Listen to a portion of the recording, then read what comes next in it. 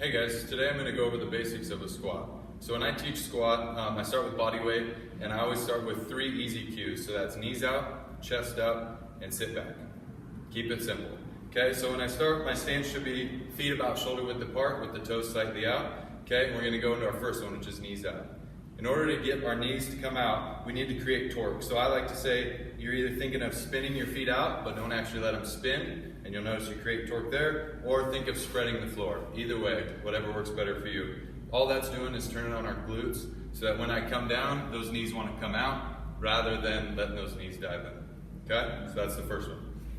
Second one is chest up. Easiest way when we're doing body weight squat to keep the chest up is to keep the hands up. So if my hands are even with my shoulders, then my chest is going to stay up. So when I come down, it looks good. If those hands drop, then we'll tend to let the chest drop, and we don't want that. Okay? And the third one is sit back. So easy cue for that is I say unhinge my hips first. So if those hips unhinge first, then we're going to keep sitting back.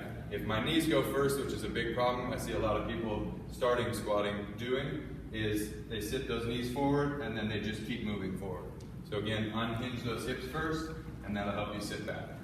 Last thing I want to talk about today is depth. Okay? So ideally, my knees and hips will be parallel at the bottom, but if I'm creating a bad pattern, we call it a butt wink, which is where your tailbone tucks under at the bottom.